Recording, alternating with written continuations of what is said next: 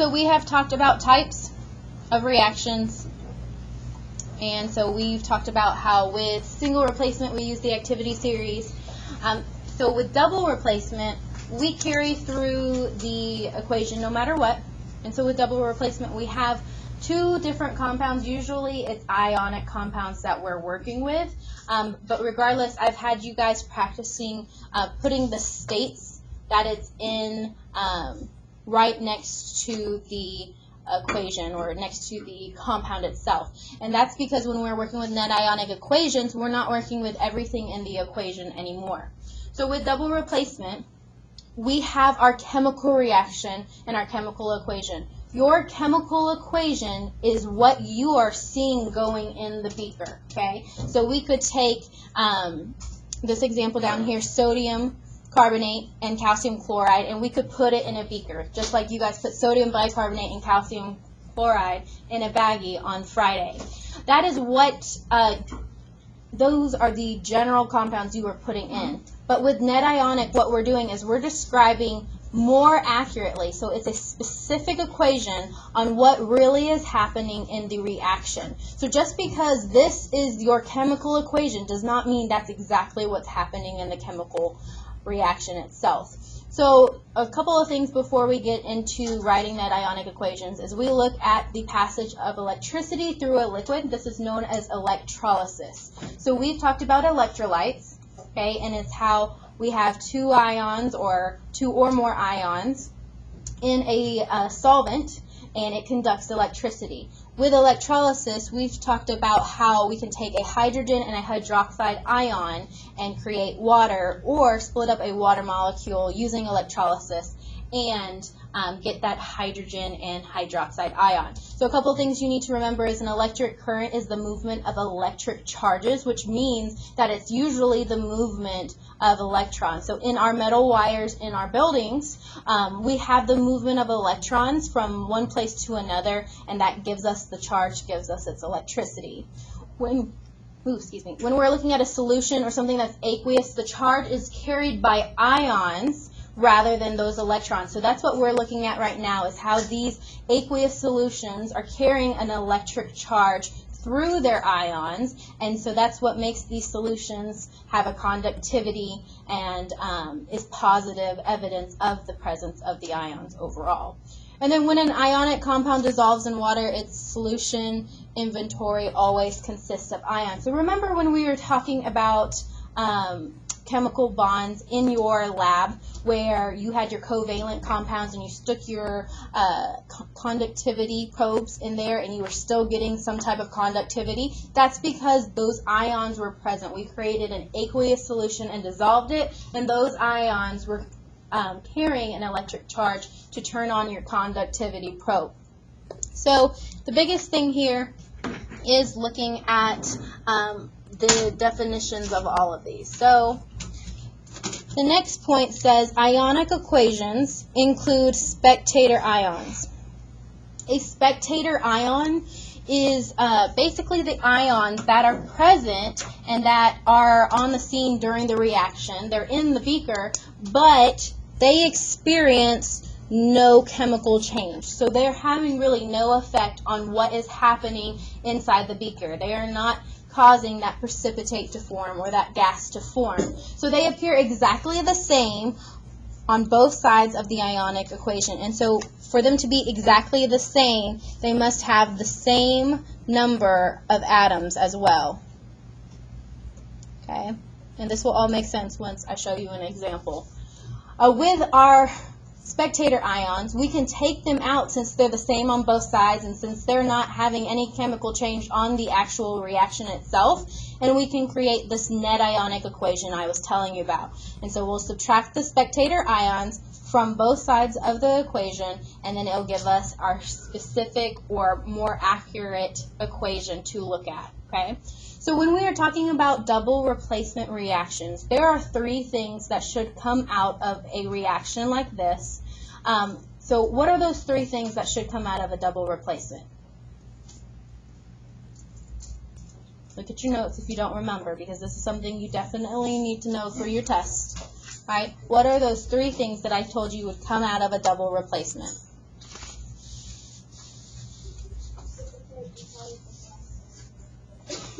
Good. So when we are looking at double replacements, we should have a precipitate that forms, an insoluble gas that could form, or a molecular compound. One of these three should form at all times, and this is what will separate our regular chemical equations from our net ionic equations, okay? So I'm going to show you all three of these examples and how it comes out of a reaction using net ionic equations. So first we're going to look at this example 1, where we're taking sodium carbonate and calcium chloride to form sodium chloride and calcium carbonate. Luckily for you, this one has already been written for you. The products have been predicted and it's balanced, but that's not always how it's going to be. Okay, so just to double check, I have 2 sodiums on both sides, 1 carbonate on both sides, 1 calcium on both sides, and then 2 chlorines on both sides, so it is balanced. So the first thing I'm going to do when I'm writing these equations is write the complete ionic equation. And I'm going to kind of draw a line here so I can write the definition for this. The complete ionic equation shows all particles that exist in the reaction. So basically, we have our chemical equation that shows us what we're putting in the beaker.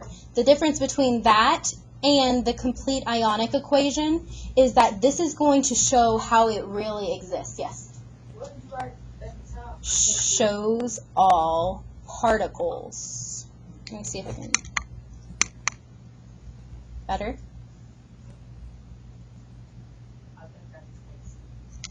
Shows all particles that exist in the reaction, and I would say as they exist. This is terrible English. I know it is. I'm sorry.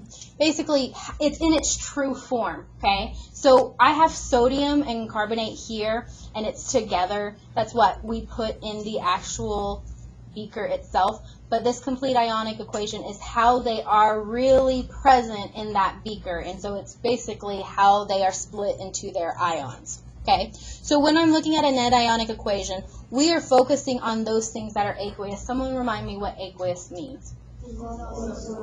Dissolved in solvent or dissolved in water. Okay, so because it's dissolved in water, they will form ions naturally. So the only things that we are splitting apart are aqueous solutions. We cannot split apart solids, we can't split apart liquids, we can't split apart gases because they are not going to form ions, they are not dissolved in a solvent. So I have sodium carbonate here. It is aqueous, so I'm going to split it apart. We have to account for all of the atoms, and we are accounting for what oxidation state or what ion it's going to form. So I have 2 sodium atoms right here, so I have to put 2 Na. Okay, and then because we're looking at their dissociation pattern or how they form ions, remember sodium has an oxidation state of +1, so it's going to form an ion of +1. Okay, and we would put AQ next to it because it's still aqueous even when it forms its ion. It is still dissolved in some type of solvent. Then I have to add CO3, and it has an oxidation state of 2 negative. And notice I don't put a number out front right here because it has no additional atoms in our equation. And this is still considered aqueous as well. All right, with me so far? Okay. We are just splitting them up back. It's like reverse swapping and dropping, but adding the subscripts and coefficients into it as well. So then I have calcium chloride. This is aqueous, so it is going to dissociate into its ions. I know that calcium has no additional subscript or coefficient, so it's just going to be a calcium ion, and calcium forms a 2+ ion, or it has a 2+ oxidation state. Chlorine, I have 2 atoms right here, so I have to account for those 2 by putting it out front. And then chlorine's ion is a -1, and it's still aqueous, or still dissolved in a solution. Okay? Now I have my reactant side done. I'm going to do the same thing to the products. I'm going to come down here though because I'm running out of room. Alright, I have sodium chloride, which is aqueous, which is going to be split up. Remember, this 2 goes to sodium, and it also goes to chlorine. So I have 2 sodium ions, which is +1, and 2 chlorine ions that come straight out of that aqueous compound. Alright, and then notice that calcium carbonate is a solid. When I run into a solid, liquid, or gas, I write it the same way. You cannot split this up even if you wanted to. It doesn't do that naturally. So this whole equation is how it really looks in the beaker. I don't have sodium carbonate actually linked together once I put it in a beaker with calcium chloride. It's really sodium ions and carbonate ions, calcium ions, chlorine ions. They're all kind of floating around each other, and then they are going to react and form a new product. Okay, so now that I have my complete ionic equation, what I can do is look at my spectator ions. Remember, spectator ions are the same on both sides, so they have the same number of atoms. And so because they're the same on both sides, we can subtract them from both sides. So notice how I have a sodium ion and a sodium ion on the reactants and on the product side. I have 2 and 2. So that means I can subtract 2 sodium ions from each side, which allows us to take it out of the equation. Okay, so we just cross it out. Let me see if I can get this to lock in place. There it is. Alright, so then I look at carbonate. Carbonate has 1 ion here, but it is not split into an ion here. I cannot touch this because this has not formed an ion on my product side. Same goes with calcium. But notice I have 2 chlorine ions on both sides, and so I can subtract 2 from both sides, and I can cross those out. Okay, so that is my complete ionic equation. My final equation that I write is the net ionic equation, where all of my spectator ions have been taken out, and we are purely showing what is happening. So I have CO3, 2 negative, that we did not take out because it's not a spectator ion, and calcium's ion, which is going to produce calcium carbonate, which is a solid. So when I'm looking at this, okay, you know that this is what you put in the beaker: sodium carbonate and calcium chloride. But what's really happening is carbonate and calcium are the ones reacting with each other to form calcium carbonate, which is the precipitate or the solid that you would see in your beaker. And we will see an example of this tomorrow in your lab. Okay? Questions over how a precipitate forms in a net ionic equation? Yes? So why do you split up calcium and carbonate? Because it's a solid. Okay, so we are splitting it up based off of what is dissolved. So when something's aqueous, it's dissolved in a solvent, and when something dissolves, it will form ions. But if it's in its solid state, it can't dissolve and split up. That would be saying like a solid piece of sodium chloride could just magically split into its parts. Okay? All right, the second example is going to be insoluble gas, right? With insoluble gas, we look at hydroiodic acid, which is aqueous, and it reacts with lithium sulfide, which is also aqueous, to form hydrogen sulfide or hydrosulfuric acid, which is considered a gas, and lithium iodide, which is aqueous.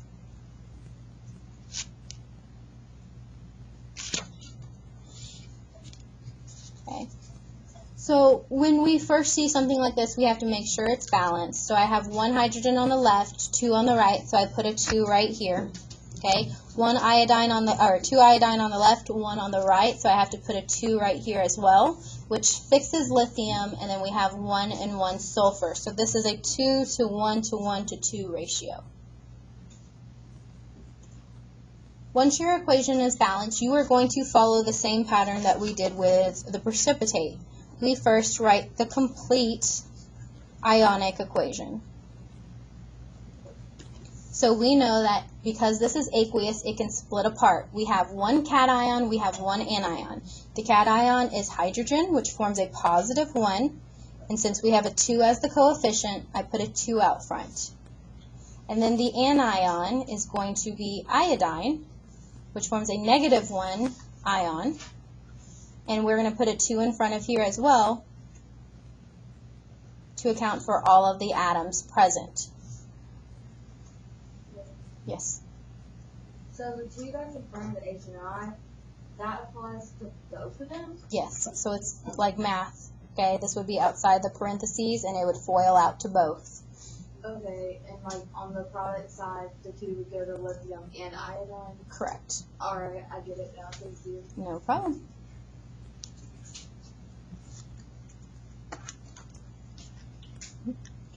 Alright, so with this, looking at lithium sulfide, it is aqueous, so this 2 only applies to lithium, so I'm going to put 2 Li, and lithium forms a +1 oxidation state, or a +1 ion.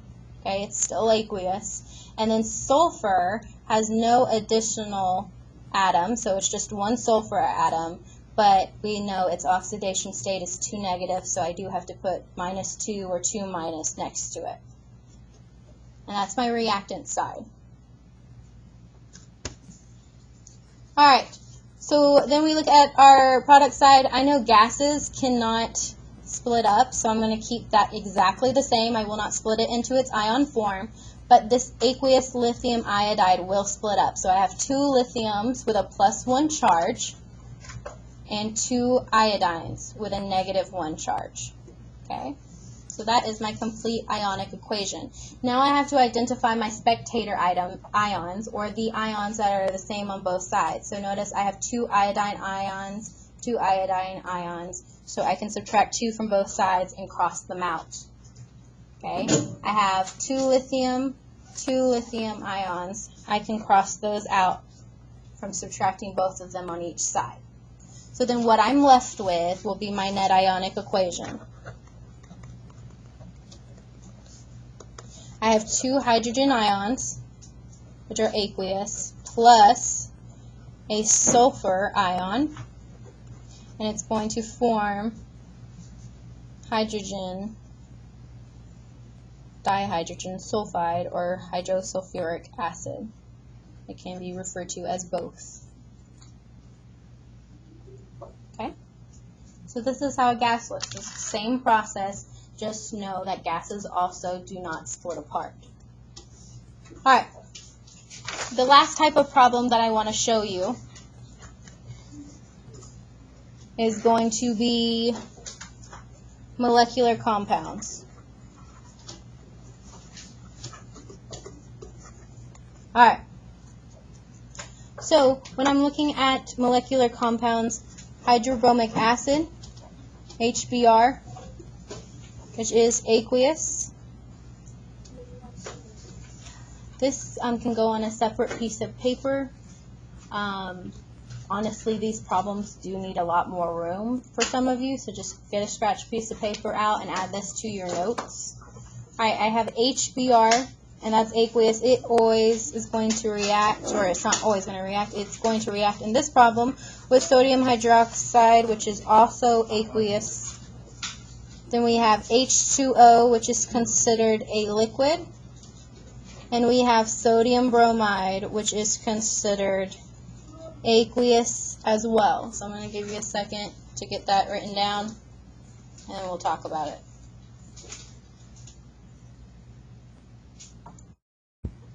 Alright, so the first thing you're going to do is balance it. It just so happens that, let's see, it should already be balanced. It's a 1, 2, 1, 2, 1, 2, 1. Okay, so it's balanced. Now we can move on. Our complete ionic equation, we see that HBr is aqueous, so that means it's going to form an H plus ion and a Br -1 ion.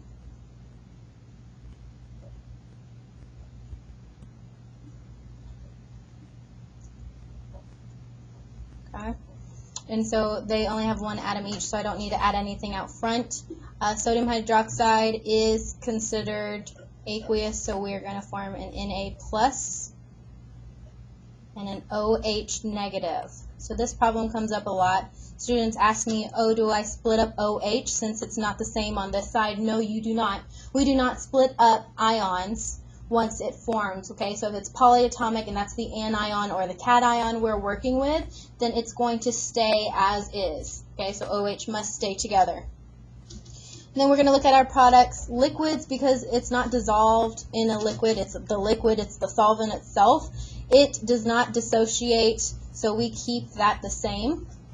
But the sodium bromide will split up because it is considered aqueous. So it would be Na plus Br negative Aq.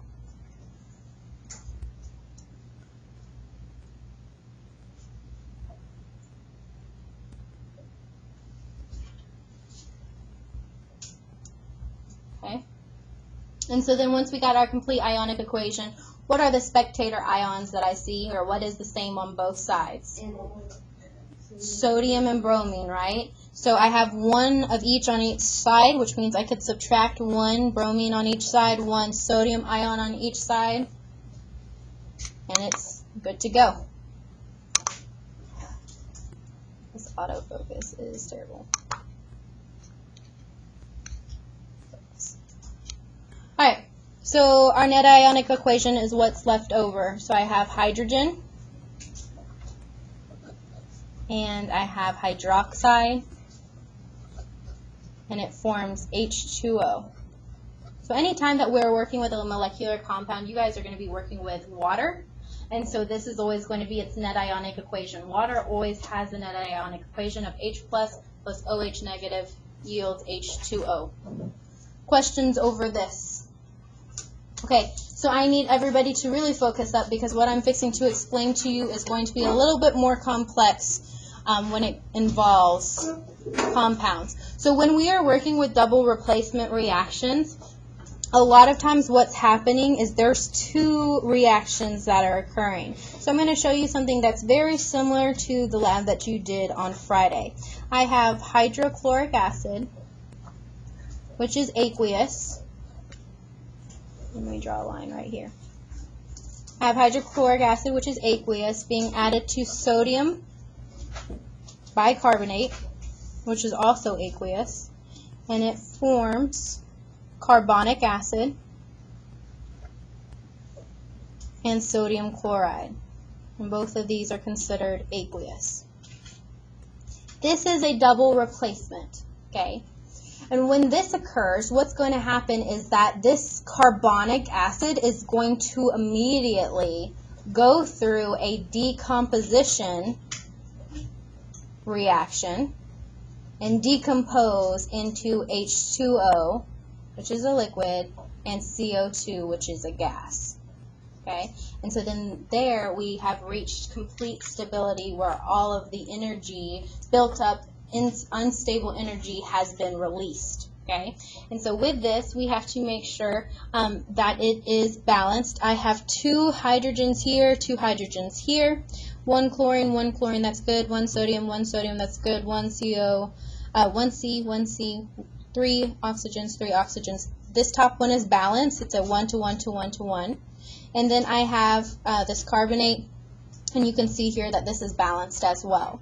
With double replacement reactions, okay, because the double replacement occurs and then the decomposition occurs, we can take these two reactions, we'll call this number 1 and number 2 because they go back to back. I can write an overall equation. Okay, this overall equation is going to consist of hydrochloric acid, sodium bicarbonate, carbonic acid, and carbonic acid on the product side as well, sodium chloride,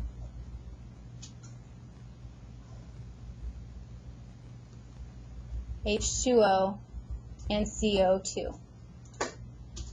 So you know how I said, hey guys, you're going to need about a quarter sheet of paper for certain things. This is one of those things that require a lot of room and a lot of writing, a lot of detail. Okay.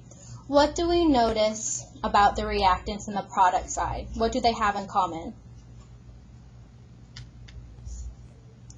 Okay, so if H2CO3 is a reactant and a product, we are able to take this out of the equation, okay? Because what's happening is it is produced in the double replacement, but then it's broken down immediately into H2O and CO2. So when we're looking at the chemical reaction, we don't even see carbonic acid involved, okay?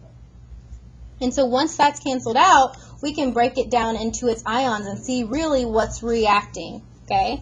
And so I have H+, and I'm not going to put the aqueous, I'll only put the liquid and gas sign because it gets very, very crowded. I have H+ plus Cl negative plus Na plus HCO3 negative 1 yields Na plus Cl negative H2O, which is a liquid, and carbon dioxide, which is a gas. So this would be considered my complete ionic equation of both of the reactions occurring. And then I can see my spectator ions are chlorine and sodium. So what's really happening is I have hydrogen ions and bicarbonate ions reacting to form H2O and CO2. Okay, so this is how we are able to take double replacement reactions that go through a decomposition reaction as well, and are able to find out specifically what's happening when these two are going back to back.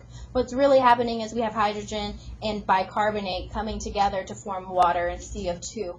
This reaction right here happens in you every second. Okay? This right here is the reaction that occurs in your lungs with your blood vessels. What's happening is you have hydrogen ions taking carbonic acid and converting it into H2O and CO2, and that's what you guys are breathing out. Okay? So when we were looking at your lab on Friday, it was the same process. We had calcium chloride and we had sodium bicarbonate mixing together. And when they mixed together, it formed carbonic acid, and it did form sodium chloride as well. But immediately when that double replacement was happening, you guys didn't realize a decomposition reaction was happening as well. That carbonic acid was splitting into H2O and CO2. And so, where did we see the CO2 come out? Okay, the bubbles, and your bag filled up with air. So that's what we were seeing. We've seen this double replacement occurring along with the decomposition occurring right after it. Okay? So this being said, we can combine two reactions, and then we can use net ionic equations to see what is being broken down, but that's as hard as it's going to get. My main focus is for you guys to form a complete ionic equation and figure out what is really happening by solving for the net ionic equation. Okay? With that in mind, we have some practice.